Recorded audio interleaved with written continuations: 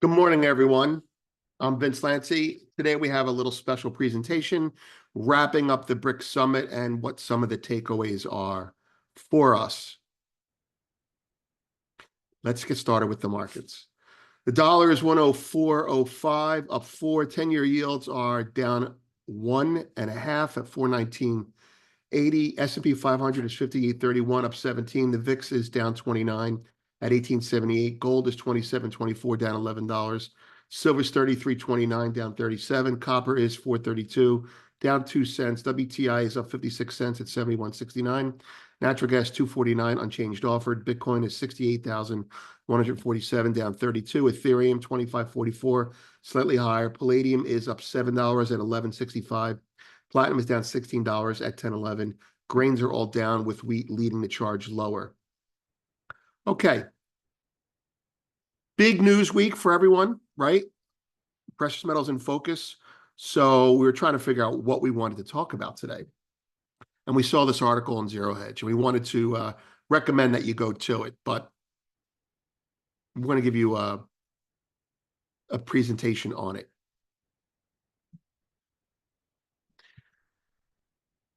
The BRICS move to challenge the dollar's status.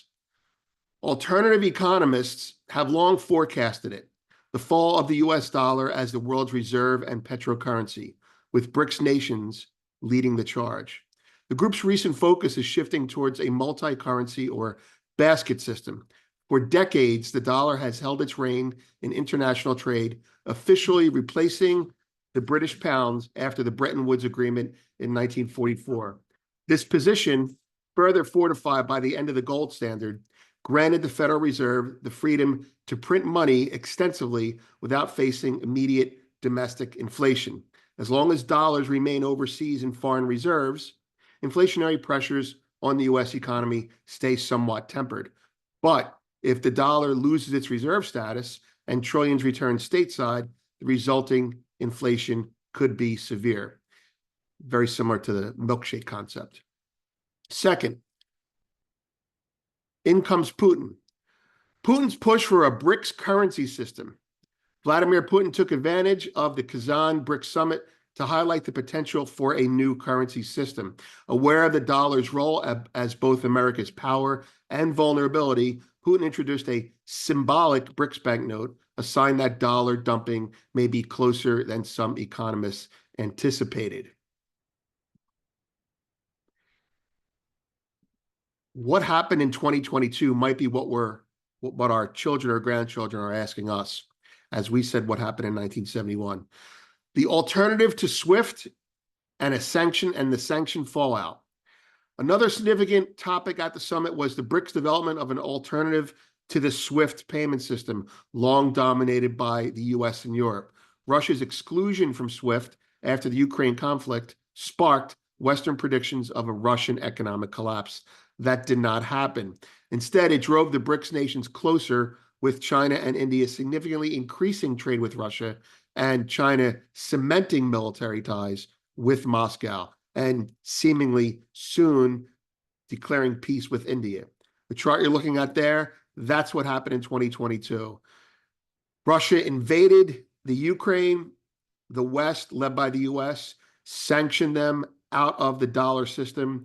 And from that moment on, gold started to ignore US yields and US dollars. Central bank digital currencies are on the horizon. Ironically, central bank digital currencies are going to be accelerated because of this. Plans to circumvent the dollar often center on central bank digital currencies, which could challenge the dollar's reserve status and SWIFT's monopoly. Global institutions like the IMF and the BIS have been developing dollar alternatives for years, going back to Bretton Woods. The BIS is actively testing CBDCs in countries like Australia, Saudi Arabia, and China under Project mBridge and Agora, which is going to be coming to the West, aiming for a cashless society within the next 2 years. Now, the East is going to adopt central bank digital currencies before the West because the East is saying these are better than the dollar. and it will get their people under authoritarian governments more likely to do it, which will put pressure on Western democracies, so-called democracies, to adopt them as well. And while it won't be very easy to do here, it will happen on a nation state level if we want to trade with them. And eventually, with the removal of cash, perhaps less than a generation later, we will have central bank digital currencies, or Federation credits, for those of you who like Star Trek. The global shift is already underway.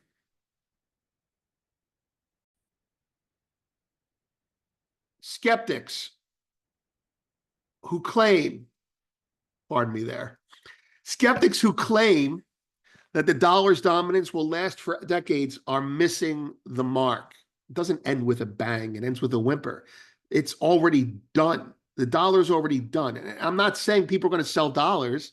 I'm saying that the dollar is no longer exclusive. It doesn't have a monopoly anymore. And that's going to weaken over time in fits and starts.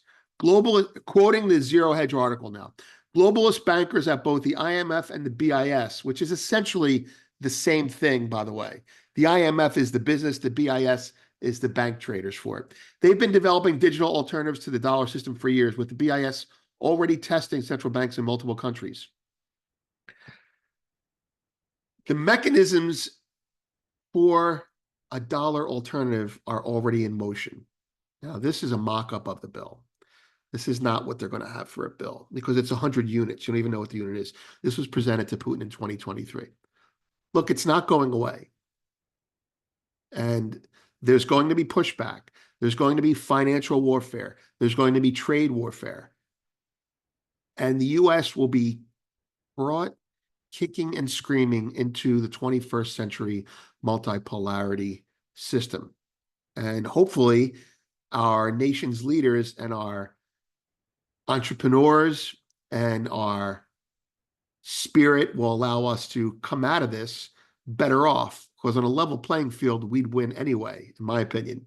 However, I don't like winning by cheating, and I feel like we've been cheating for the last, say, 15 years. So let's do it right. I'm Vince. Have a great weekend.